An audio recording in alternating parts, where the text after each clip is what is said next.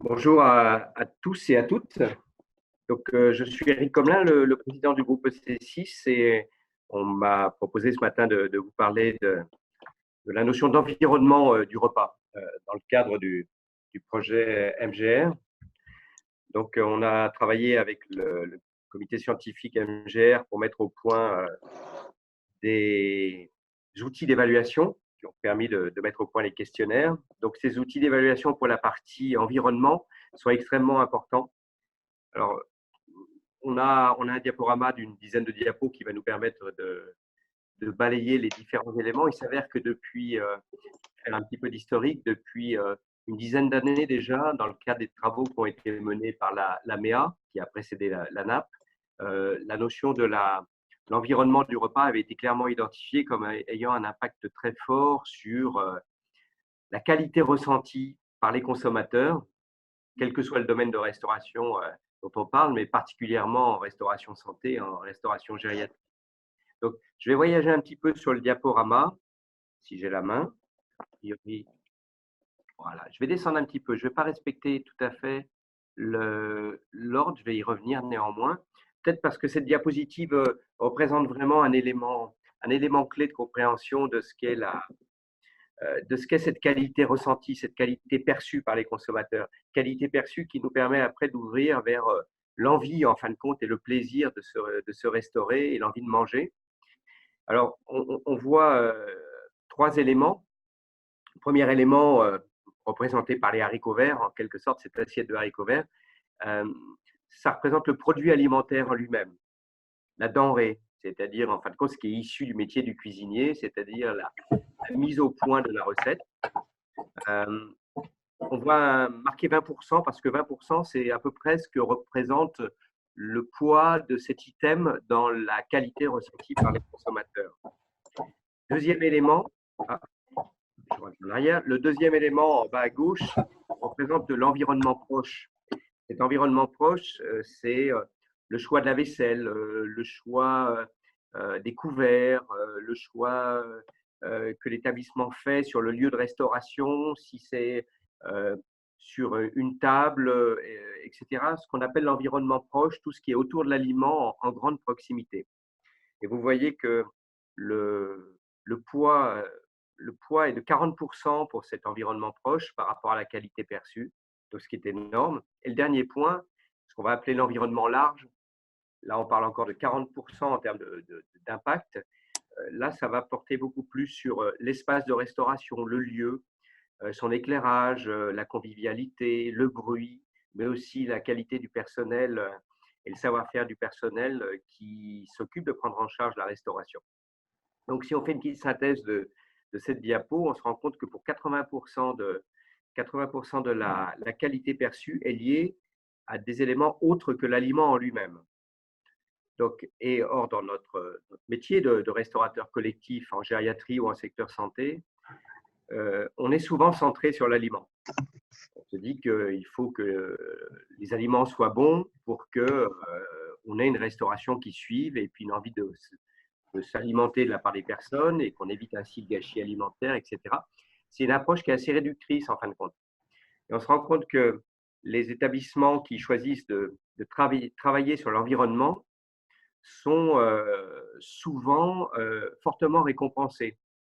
Alors, euh, si on se place du côté du métier de cuisinier, on se dit qu'en fin de compte, le métier qu'il pratique de fabriquer des repas, de mettre au point des aliments, ne pèse que pour 20% en fin de compte de ce qu'il va y avoir comme résultante en termes de qualité perçue. Donc c'est un petit peu frustrant pour les cuisiniers, mais il faut voir la chose un petit peu différemment, c'est de se dire qu'en fin de compte, le travail de l'offre alimentaire sur un établissement, elle passe par le produit, l'environnement proche et large, ça veut dire que tout le monde doit travailler ensemble.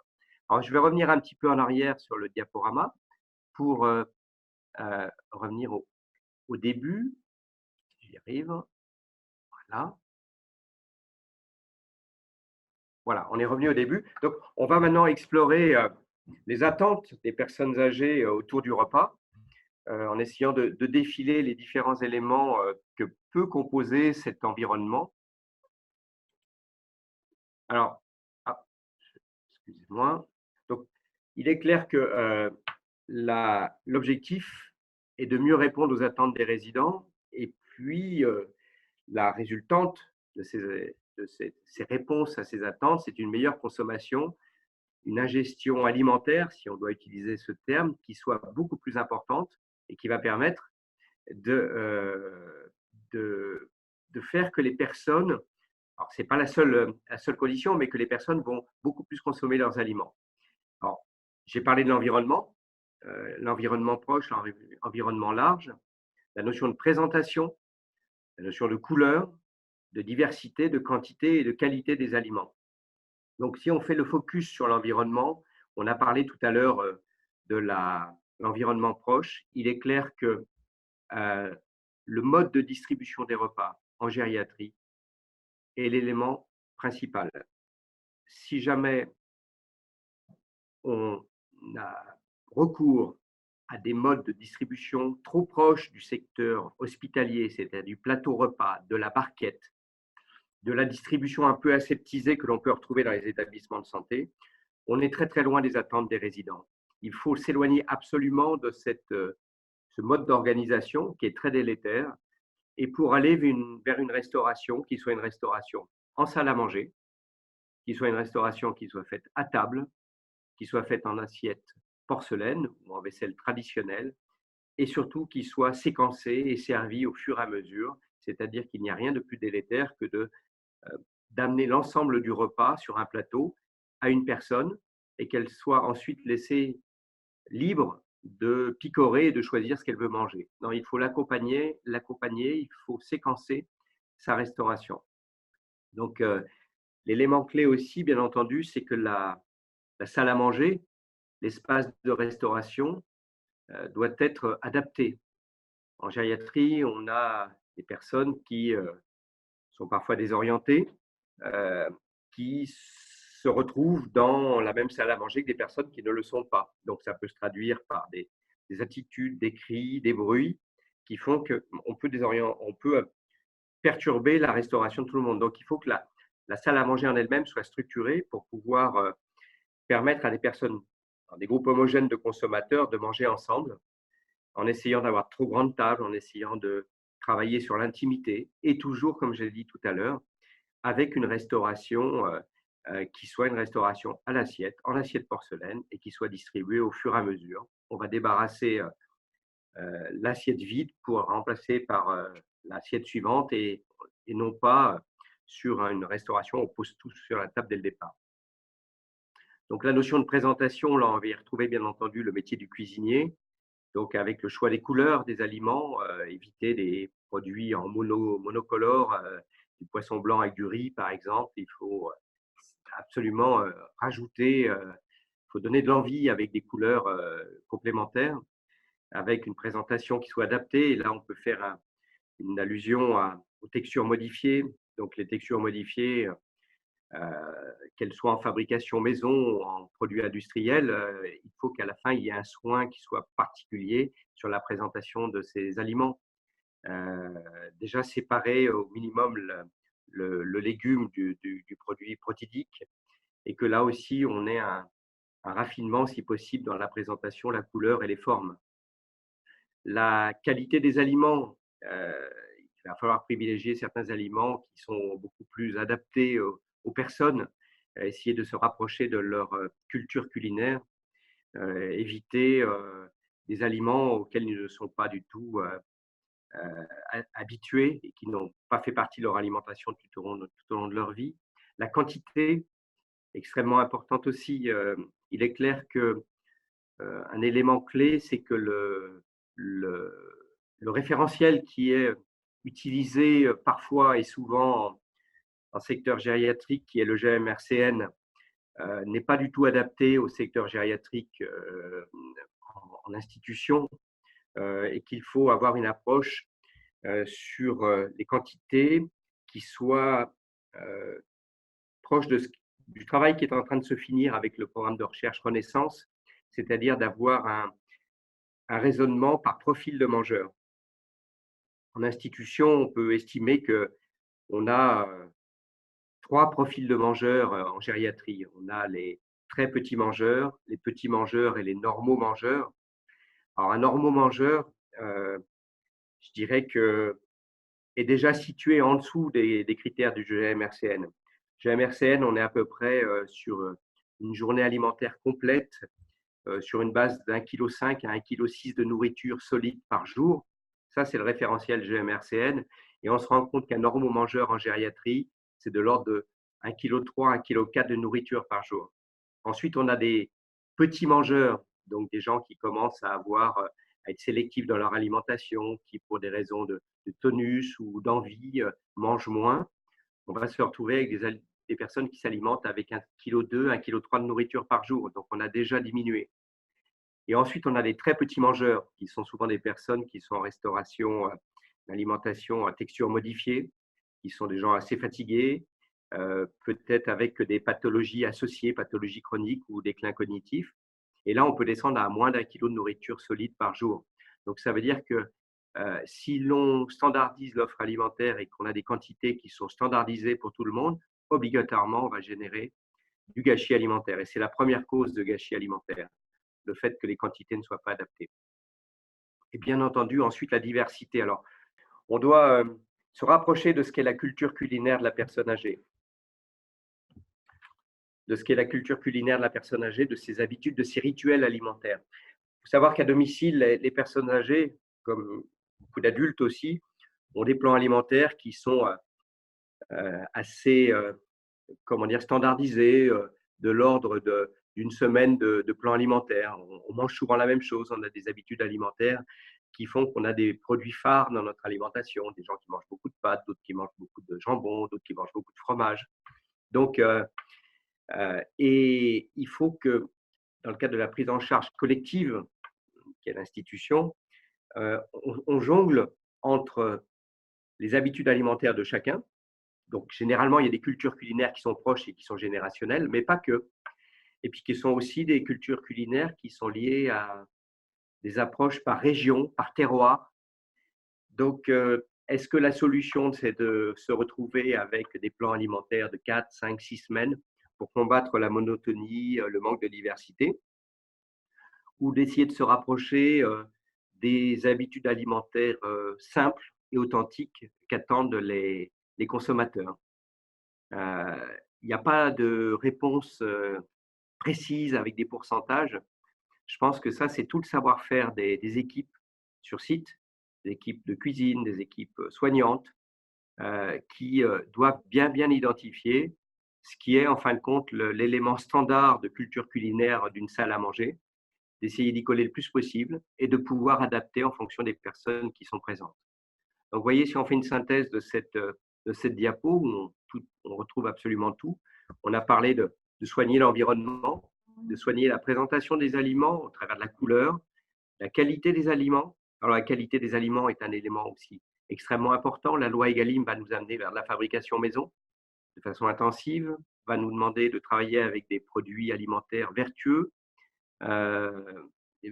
labellisés, du bio, etc.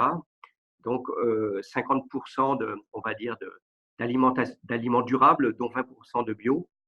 Derrière tout ça, ce qu'il faut voir surtout, c'est qu'il faut là aussi retrouver des aliments qui veulent dire quelque chose et qui participent justement à une alimentation durable et puis à la réponse à la culture culinaire des personnes. Des quantités adaptées, avec une différenciation entre les petits mangeurs et normaux mangeurs.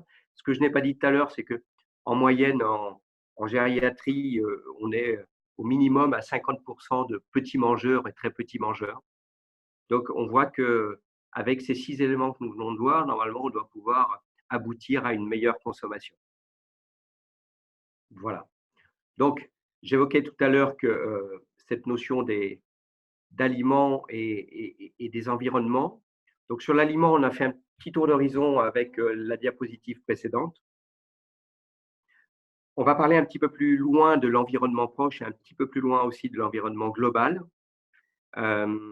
Si l'environnement proche est très matériel, l'environnement global est matériel, mais aussi humain. C'est-à-dire que c'est là qu'on va retrouver dans l'environnement global la qualité de savoir-faire et de savoir-être des équipes qui sont chargées de la distribution des repas.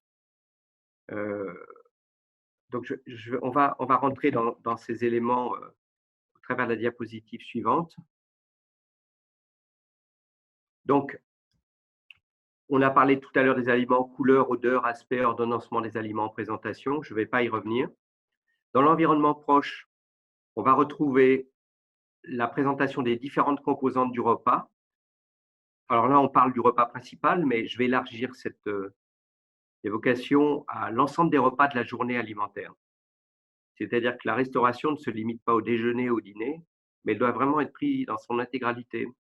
On a une journée alimentaire qui est composée d'un petit déjeuner, parfois de grignotage au milieu de la matinée, du déjeuner qui est un pilier central de l'alimentation de la journée, puis ensuite une collation, puis un dîner, et puis parfois même encore un grignotage ou une collation nocturne avant le coucher.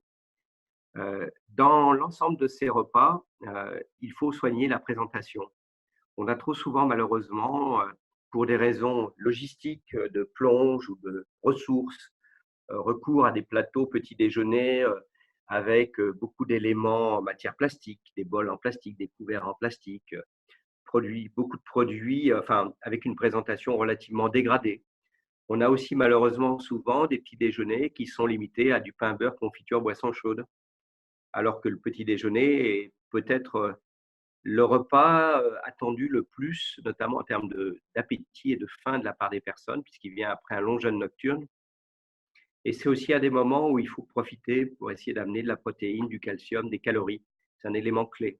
Là encore, si on peut être en vaisselle traditionnelle, couvert traditionnel, au niveau de l'environnement, c'est quand même beaucoup mieux. Si on peut avoir du choix, c'est quand même aussi beaucoup mieux. Le déjeuner, on l'a évoqué, mais choisir de la vaisselle traditionnelle, des couverts en inox, de la verrerie adaptée, mais de la vraie verrerie, pas de plastique, des serviettes qui ne soient pas des serviettes en papier. Le plateau qui est marqué là est une ineptie. Il ne faut pas qu'il y ait de plateau dans la salle à manger. Alors, le plateau peut être une solution, bien entendu, dès lors que la restauration se fait en chambre, puisque là, en termes techniques et logistiques, on n'a guère le choix. Mais au niveau de la restauration en salle à manger, il est incontournable de travailler uniquement de manière traditionnelle avec de la vaisselle traditionnelle. Ensuite, le goûter est aussi un élément clé de la journée. C'est un moyen aussi de proposer un peu de plaisir et pas simplement des biscuits industriels et un café, mais d'amener aussi un produit élaboré par la cuisine, des gâteaux qui peuvent faire l'objet d'enrichissement. Ça peut être aussi des fruits, ça peut être des fruits cuits, ça peut être des crèmes dessert, enfin tout un tas d'éléments. Mais il faut sortir du schéma habituel du goûter biscuit industriel qui n'apporte pas grand-chose en termes nutritionnels ni en termes de plaisir. Et puis le soir, alors c'est un autre schéma. Le dîner est souvent la principale cause de gâchis alimentaire parce que le soir, les personnes sont fatiguées, leur capacité alimentaire diminue. Le fait de vouloir se coucher, le rythme de la journée, la nuit qui tombe, et cetera, fait que les gens, le soir, se restaurent moins, beaucoup moins. Et donc, aujourd'hui, la question de savoir si on doit laisser un dîner à 5 composantes ne se pose même plus. Je crois qu'il y a un consensus à ce niveau-là. On réduit maintenant les dîners à 4 composantes, voire 3 composantes, ce qui permet d'adapter, en fin de compte, l'offre alimentaire à la capacité et à l'envie de la personne. Les personnes âgées, chez elles, lorsqu'on fait des portages à domicile, elles se nourrissent souvent d'un fruit, d'un yaourt et d'un potage. Pourquoi s'évertuer le soir absolument à vouloir apporter de la viande ou du poisson ou autre? Il faut qu'on passe à une alimentation beaucoup plus simple. Et ce dîner, bien entendu, pareil, que ce soit le potage ou tous les éléments doivent être, comme le midi, dans de la vaisselle traditionnelle et une présentation traditionnelle. L'environnement proche, là aussi, concernant le dîner, on se rend compte que les établissements gériatriques, on a des modes de service le soir qui varient. On peut se retrouver parfois avec des dîners qui sont servis majoritairement en chambre et puis d'autres qui sont servis majoritairement en salle à manger. Il est clair que les premiers points d'attrait de la restauration, en dehors de l'aspect nutritionnel, c'est aussi de créer un moment de convivialité, un moment social Et c'est vrai que la restauration prise en salle à manger, accompagnée par les personnels soignants, animée parfois par les équipes de cuisine, permet d'avoir des taux d'ingestion et un taux de gâchis alimentaire beaucoup plus faible, taux d'ingestion augmenté dès lors qu'on est dans une restauration en salle à manger. Et ce n'est pas toujours simple parce que les contraintes logistiques peuvent parfois l'emporter. Sur l'environnement global du repas, donc on est sur le dernier 40%, l'espace de restauration est un élément clé. La salle à manger, je l'évoquais tout à l'heure, qui doit être un lieu de vie, avec si possible un cloisonnement intelligent et subtil entre les différents types de personnes pour que les personnes ne se gênent pas les unes les autres. Éviter les grandes tables et éviter les tables face à face, des choses de ce type-là. Travailler avec du mobilier qui soit adapté. Éviter là aussi le mobilier qui a un caractère trop soin, trop hospitalier. Travailler sur l'éclairage, donc un éclairage du jour si possible, quelque chose de chaleureux et puis un éclairage travaillé pour le soir. Une ambiance sonore qui soit adaptée aussi avec une notion de réduction des bruits parce que les cris sont toujours extrêmement perturbants au moment du repas.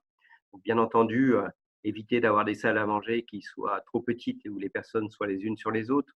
On se rend compte là encore que lorsqu'on fait des études sur l'ingestion alimentaire et cet environnement et le confinement des personnes lorsqu'elles sont trop serrées les unes par rapport aux autres, il y a pas assez d'espace dans l'espace de restauration, et ben les gens mangent moins. Et puis, le dernier point clé, c'est l'attitude, la présentation et le professionnalisme des personnes de service. Alors, c'est un élément de savoir-faire et de savoir-être. La restauration nécessite un savoir-faire. On ne parle pas de distribution de repas, mais on parle d'une approche hôtelière.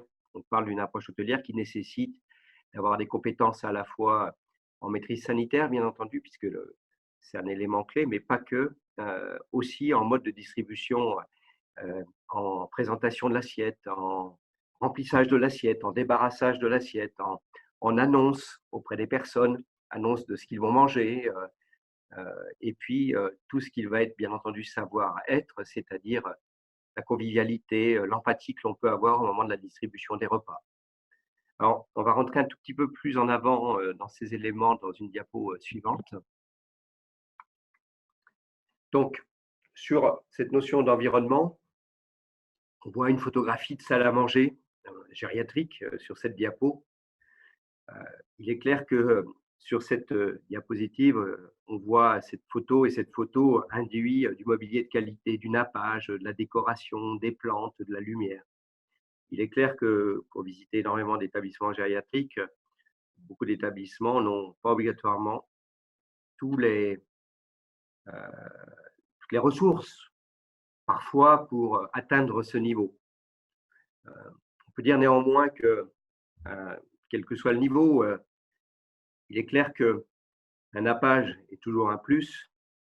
Lorsqu'on n'a pas de nappage, essayer de trouver du nappage avec un nappage intissé, des sets de table.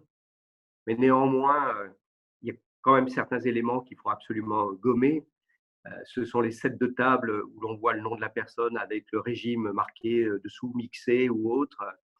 Là aussi, il faut humaniser cet espace du repas et se positionner en se disant qu'il est nécessaire de se rapprocher, non pas d'un restaurant, on n'est pas dans de la restauration gastronomique en gériatrie. Loin de là, on doit essayer de se rapprocher d'une restauration authentique et comme à la maison, quelque chose qui gomme ces aspects régime, menu, restauration collective.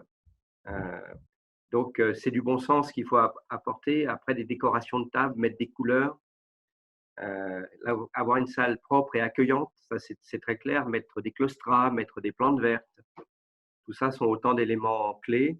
Avoir du matériel de service qui soit propre, bien entendu, et une mise en place de la salle à manger, de façon à ce que lorsque les personnes arrivent, on ait une salle à manger prête à accueillir les convives. Bien entendu, sans mise en place en amont, c'est-à-dire qu'on ne met pas les entrées sur table avant que les personnes arrivent. on ne met pas les brodeaux 1 heure ou 2 heures avant. Il faut que les personnes se retrouvent avec des aliments qui leur sont amenés au moment où ils viennent s'installer, où ils sont installés. Et, et ce qu'on peut aussi,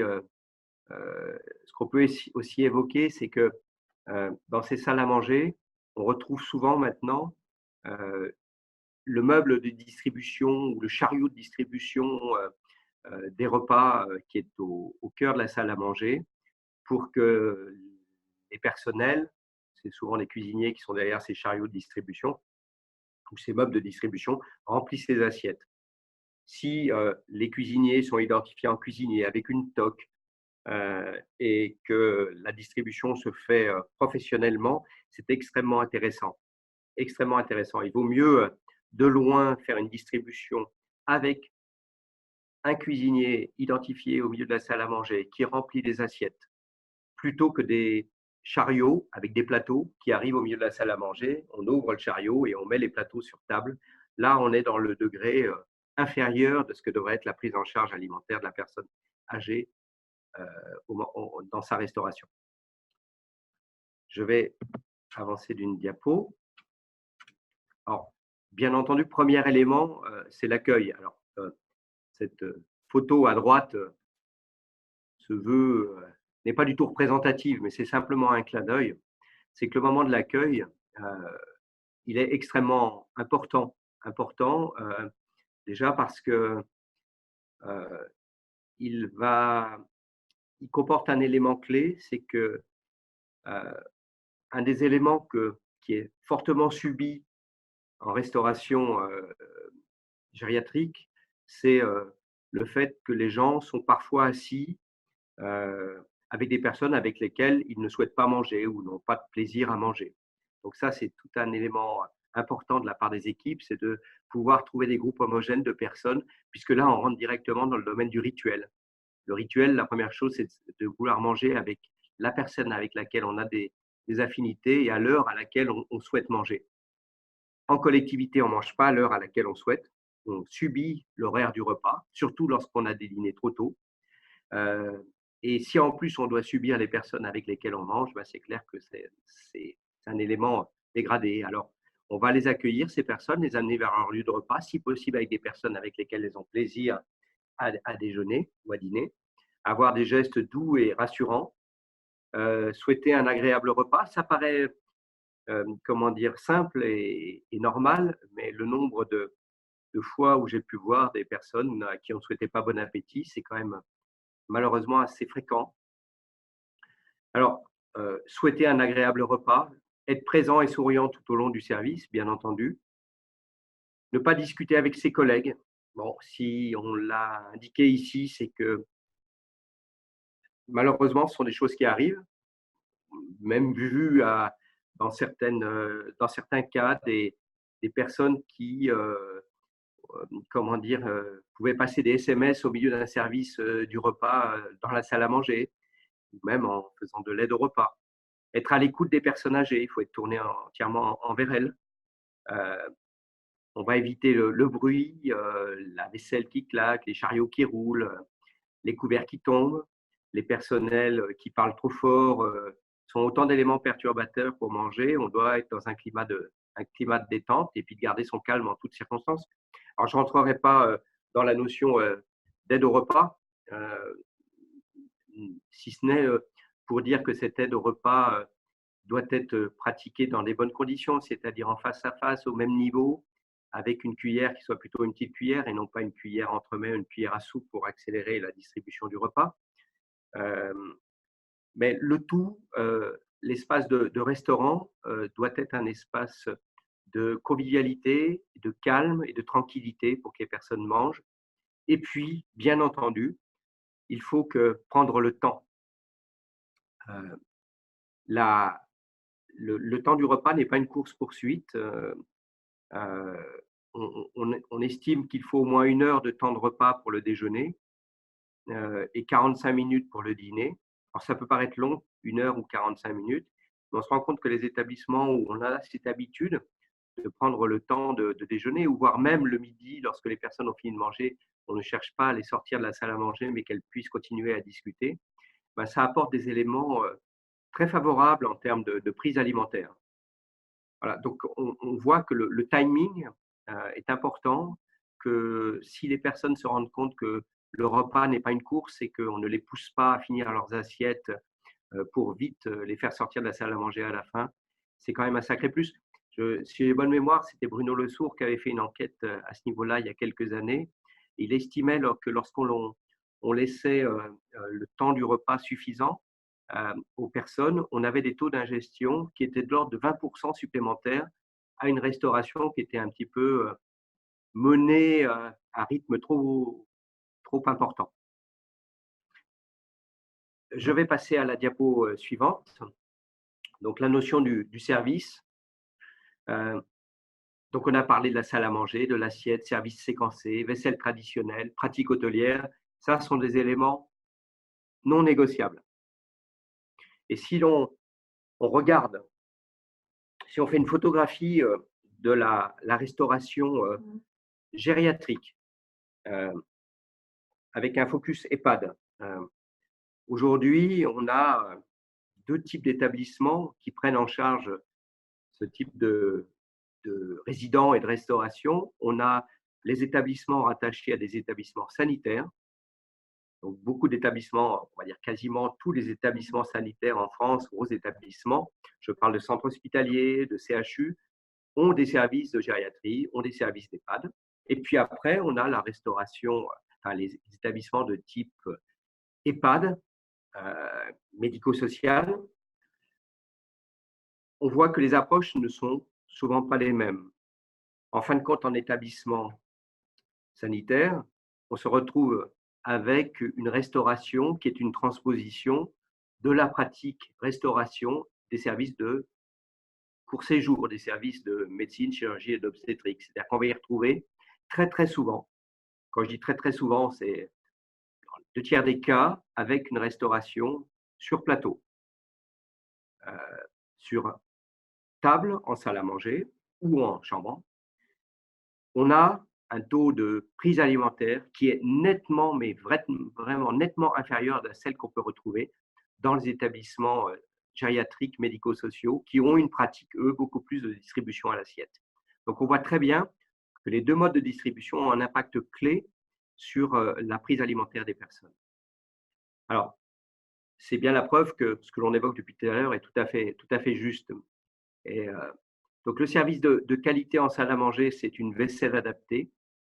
Alors là, un élément clé, on voit plusieurs types de vaisselle, des couverts adaptés, ergonomiques, des verres, etc., des sets de table antidérapants. Ce qui est clair, c'est que le grand âge, malheureusement, s'accompagne de pathologies, de déformations, des pathologies chroniques qui font que les personnes n'ont plus la même capacité de préhension ou d'évolution dans l'espace avec leurs couverts et leurs verres.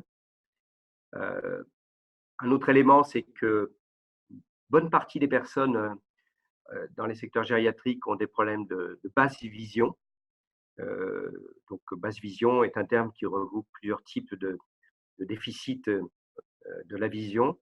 Et donc, il faut aussi travailler sur les couleurs de la vaisselle. La vaisselle trop blanche, n'est pas adaptée. Il faut travailler avec de la couleur sur les couverts. Quand on parlait tout à l'heure de vaisselle traditionnelle, on parle du fait d'utiliser de la vaisselle dure, la vaisselle en porcelaine. Mais les personnes ont parfois du mal à identifier la périphérie de leur assiette, de leur coupelle, de leur bol, etc. Et donc, pour ces personnes qui sont en difficulté visuelle, ce qui est très intéressant, c'est de travailler avec de la vaisselle qui ait de la couleur sur les pourtours, des couverts de couleur aussi, pour qu'ils aient la facilité de les prendre, parfois des verres de couleur. Donc, on est dans une vaisselle qui doit être absolument réfléchie. L'aide au repas en fonction des besoins des personnes, ça c'est un élément clé aussi. On se rend compte qu'en secteur de gériatrie, secteur fermé où on accueille des personnes en troubles cognitifs avancés, des services Alzheimer ou autres, il y a beaucoup d'aide au repas et on se retrouve avec un taux de gâchis alimentaire qui est beaucoup plus faible qu'il ne l'est dans les salles à manger où il y a beaucoup moins d'aide au repas. Donc, on peut dire que la stimulation des personnes ou leur aide au repas est un élément clé pour la prise alimentaire. Bien entendu, il faut aider les personnes en désoperculant les produits. Alors, je ne parle pas des barquettes, puisque là, les barquettes sont honnies dans ce mode de restauration. Mais les autres produits, comme les yaourts, par exemple, euh, doivent être préparés. Tout doit être préparé pour rendre facile l'alimentation de la personne. Laisser le temps nécessaire à la consommation, bien entendu aussi. Ce que j'évoquais tout à l'heure, hein, petit-déj, pas de limite. Le déjeuner, 1 heure. Le dîner, 45 minutes. Répartition cohérente des temps laissés à la consommation des différentes composantes. Il est clair qu'il faut que sur une même table, on peut avoir des personnes qui sont beaucoup plus lentes à manger et qu'il n'y a pas de raison que l'on débarrasse tout le monde alors que les assiettes ne sont pas terminées pour les uns ou pour les autres. Euh, c'est ça le séquencement. C'est vraiment le fait de s'adapter à chacun et puis veiller au approvisionnement des boissons et du pain. Donc, des éléments on ne peut plus simples, mais vous voyez qu'à travers cette diapositive, au travers de l'attention qu'on peut apporter dans le service, on agit très, très fortement sur la prise alimentaire. On parlait des 40% tout à l'heure d'environnement large. Le service, c'est de l'environnement large. Et le service participe très, très activement à la prise alimentaire.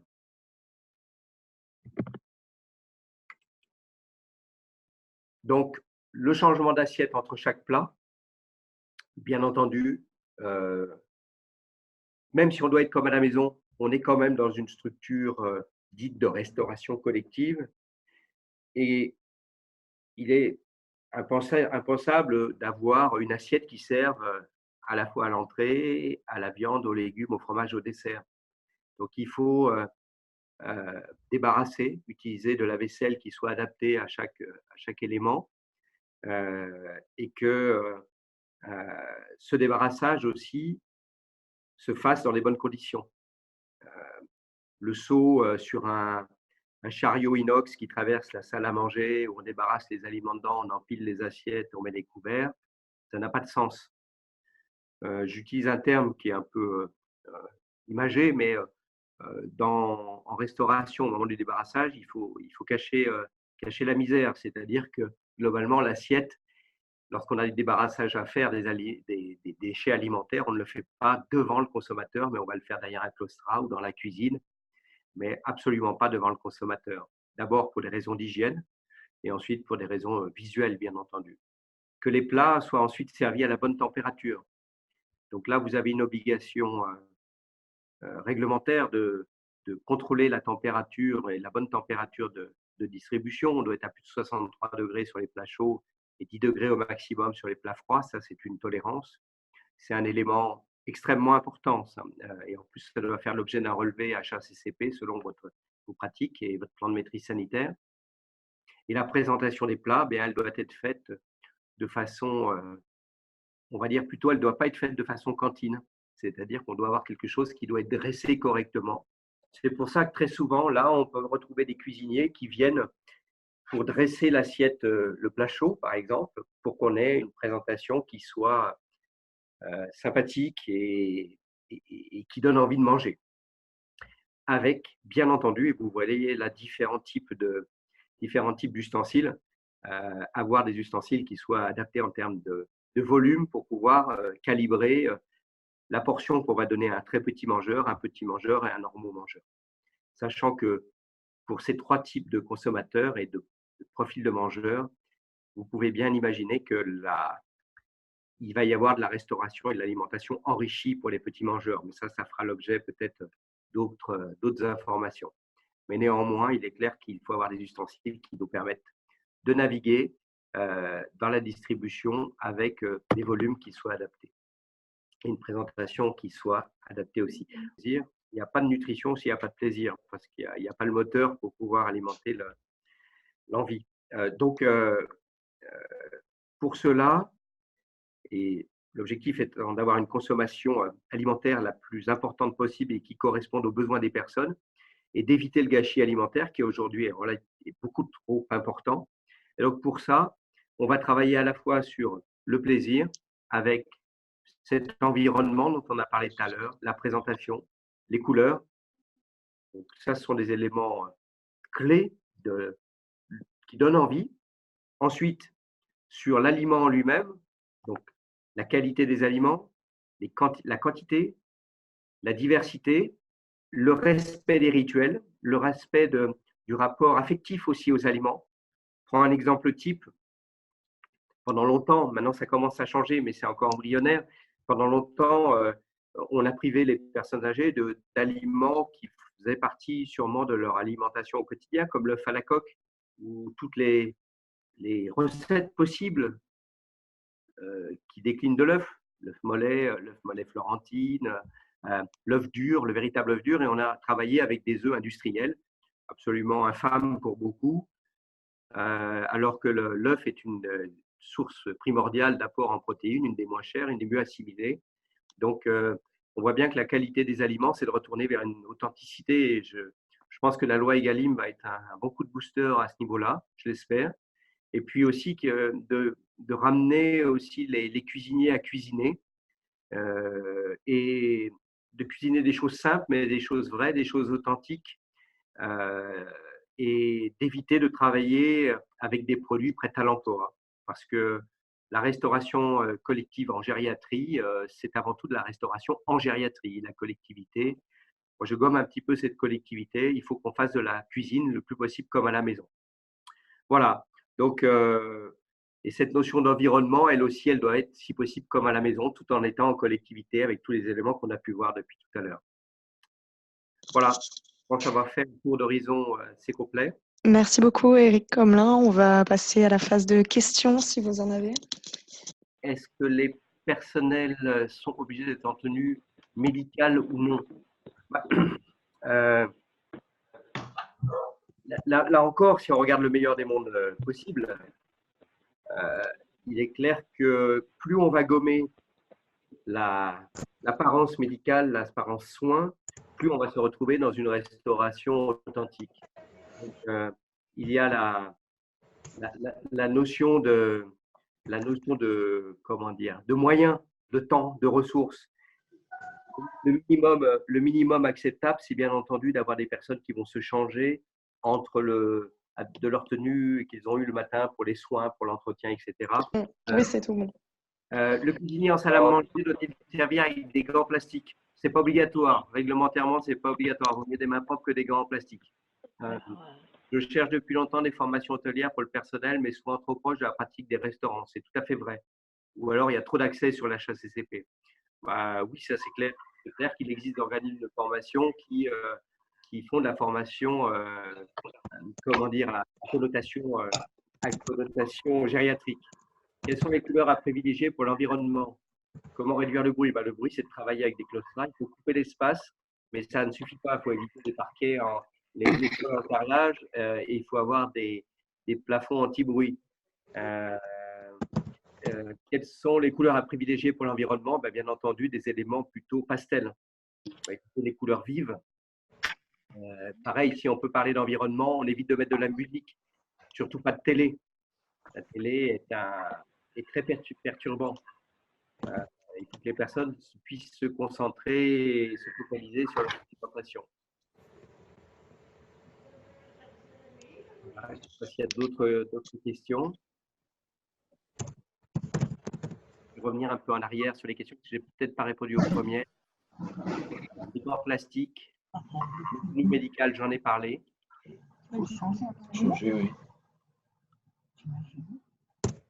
Et on se rend compte que la tenue, l'idéal dans le meilleur des mondes possibles, ce sont des structures où on a des équipes hôtelières, des gens qui sont vraiment dédiés, qui ont été formés, qui ont une tenue professionnelle avec un aspect hôtelier. Et là, on a des résultats qui sont extrêmement intéressants.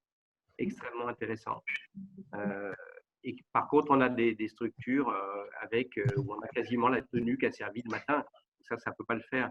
On ne peut pas mettre de musique dans une salle de restauration. les études qui ont été faites ne le préconisent pas. Alors, il y a musique et musique. Quand vous voyez que vous avez une station FM qui passe, c'est pas très, très intéressant. Si c'est du Mozart, on n'a peut-être pas tout à fait la même chose, je ne sais pas. Pour le repas du soir, que les personnes âgées mangent moins, ils ont quand même un jeûne important le soir. Oui, mais alors justement, on parle de volume alimentaire. Je parle de volume alimentaire, c'est-à-dire que si jamais vous proposez 200 grammes de haricots verts ou 200 grammes de purée, ce n'est pas la même chose. Vous avez des aliments, il faut mettre des féculents le soir. Les féculents, ça a un coefficient d'utilisation digestive beaucoup plus long et ça se diffuse beaucoup plus lentement dans l'organisme durant la nuit. Donc, faire des potages bien densifiés avec des féculents, c'est une chose essentielle. Et ne pas servir le dîner à 17h30, 18h ou 18h30. Là aussi, ça fait partie d'un élément clé.